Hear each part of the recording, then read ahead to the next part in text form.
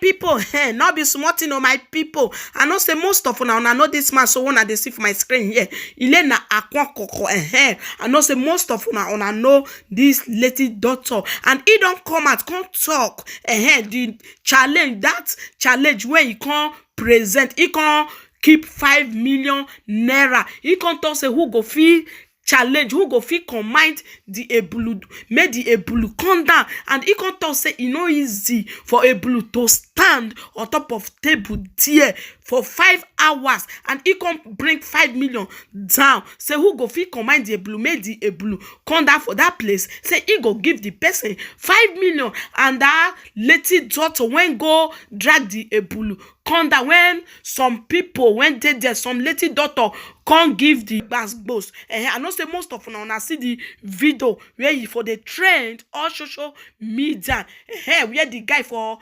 drag the Ebulu, and he can talk say me lame come dey spread say he buy person before he keep that thing, say not be ordinary hand. Una understand say he want make some lady daughter make they still show their power. Why that lady daughter go there go they drag the Ebulu, make the Ebulu come down? Say no be so he take talk the challenge, no be so they take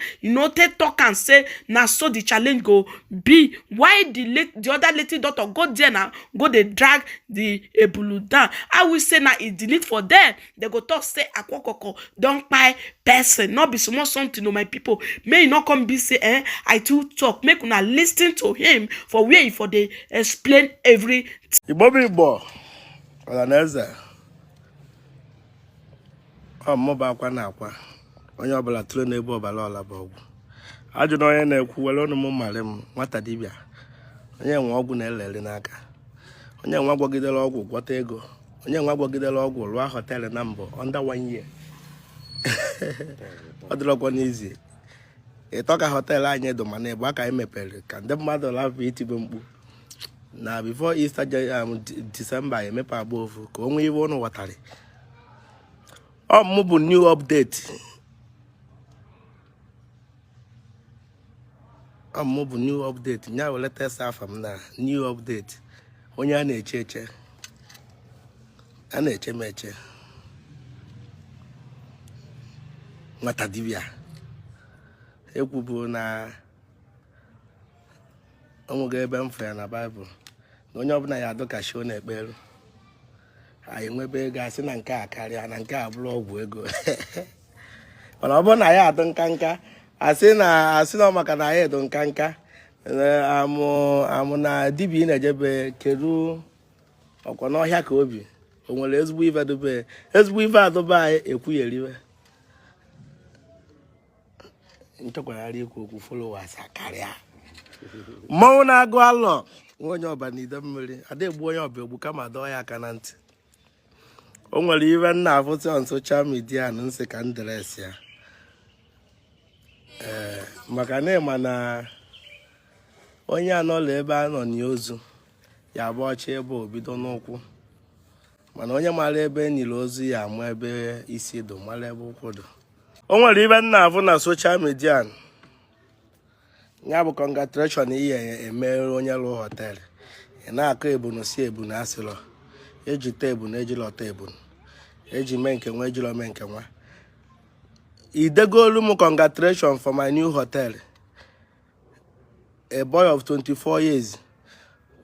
will run hotel number under 1 year. Mepe safe number. Wow. Ruo over no. Mepe se mbe lulu age m imerie.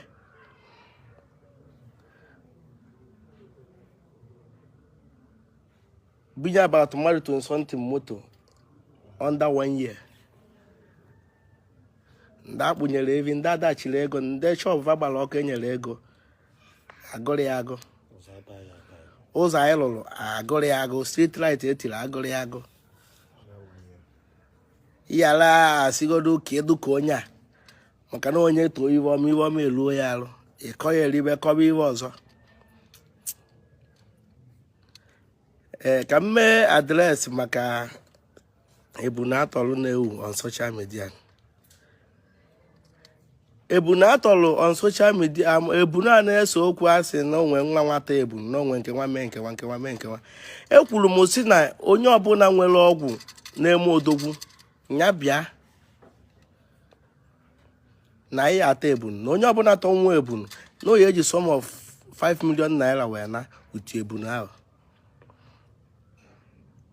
oyibe m kwuru onwenu na-eke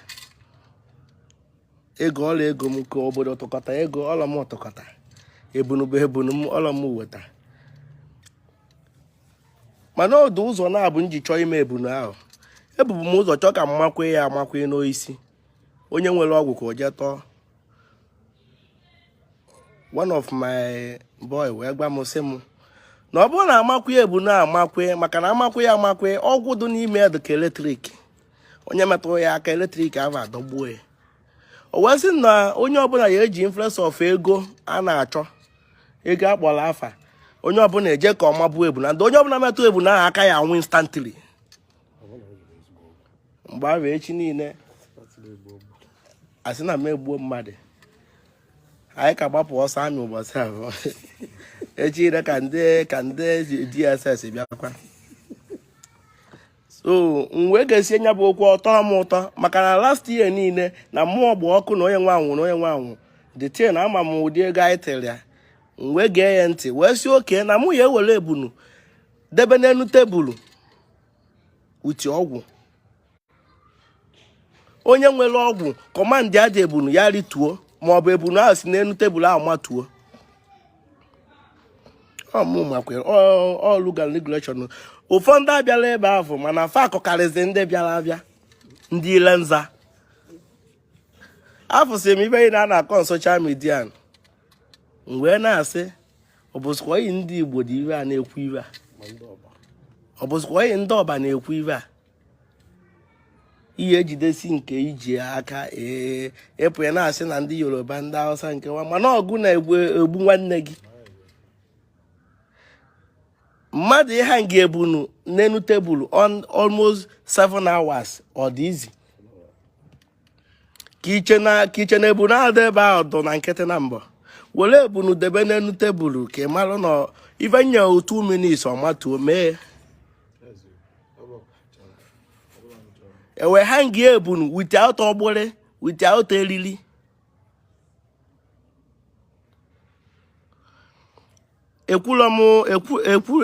enyela m gee ntị onwe ife mfu mmadụ dị na guideline nye maka na ịbịalụ anọ m di a wee sị mmadụ wee sịfa na onye ọbụla chọọ ịta ebunu a na-ekwo ka esi ata ebunu a n'ihi akọmandị ya akọmandị n'ihe jere ebe ajaja nwụrụ ebunu maka ọ bụ na nchọ ka atọrịa utie iri ekedo nye ekedo etinye ọgwụ m etinye jee ebe ahụ ka ịta ebunu mana ihe afọ ofu onye o were maka na-ekwu 5 million naira o jee gbachie mgba olu ebe afọ mmadụ anwụrụ mgbe ahụ akọba ihe ọzọ wee were another system wee follow ya wee ha nga na tebụl wee si onye ọbụla nwere ọgwụ tọtuo ya nwara ife oyi eme ka ebunu ahụ si n'elu ebe ahụ wutuo ọ ife m kwuru dị ife afọ NC na-abụ n'ọdịa and Jai Park n'ọdịa o so na ndị na-nso the thing so na ọ bụrụ na ị nọrọ ebe eme ife nwee ndidi ka akọwara gị agbazina speed nwee ndidi ka akọwara gị and ya bụ ebunu ka dukwu na ọ bụkwa na ị nwekwa ọgwụ chọkwa ịtọ ebunu ahụ ị bịa be m mma ịchọzie nke na-ekedo mma ekedo olu uhe bịa be m anyị atọ ya betin jee tọrọ so ọ bụrụzie nọ ka atọba ebunu nọ ka eje mabụrụ ebunu ọ bụ dasụ ma ọ bụ ya eje dọkpụ ebunu ya dasụ ma ọ bụ ya ọgwụ ya kachasị ọgwụ onye ọbụla nọzi ebe ahụ na-eyi ụzụ nke mfọkọ etu ụmụnne m ibe malụ ka ihe ekwu nke malụ ekwu na maka na ụfọdụ na-ayị ala abụrụ obumpụta ụwa ụfọdụ bụ ibe ba kwuo n'ọnụ tipụrụ ala onye maala akwa mana akwa adụtụ ofu ezi nwụọ ọgwụ na-agwọ ọgwụ ilu onwe ụka n'ihi atọnwụ ebunu mụba akwa makwelu mma atọnye ibe mere na mmadụ ekedolo nke ekedo ka ịnụkwa ya ọfụma bụ na 5 million 5 million ahụ nkwu nwee ndị o buru ajụ ikoro mmụọ anọ kata 5 million ịma na ọnwụ dị involve na ọ na-apụta na ibe adịrị ebe ahụ 5 million nya ka agụba ofeke ya ajụ onwe o achọbụ nka nkedo ya n'oisi onye nwe ọgwụ mana ya bụ ọgwụ na-ada adọka eletrik and instantly onye ahụ anwụrụ mana ibe mere na m emeri ya bụ na achọrọ m ka mmadụ si na m egbuo mmadụ like ọ bụrụ na ya nwa ndị a na-asị na da small boy ji ebe eburu na ọjeje ọmụ ebe ọ bụrụ na ya bụ ọgwụ dị na ebunu ahụ ịma na da agaghị ya dị ebe a mgbe ahụ vidio ya echi niile abịaba asị na last year na mmadụ nwụrụ this year mmadụ anwụkwana ọ ibebe a chọrọ ka ekwuo nọ mmadụ ka m ji agụ alụ maka na ọ ibebe planụ ife achọ ka a sị nọ mmadụ ka eji agụ alụ mana nke dị isi ejisinye ike wee sị kama ịtọrọ ebunu ahụ n'ebe ekedoye ka m wepụzie iri ejirọ m ụwa bụ owu isi wee kedo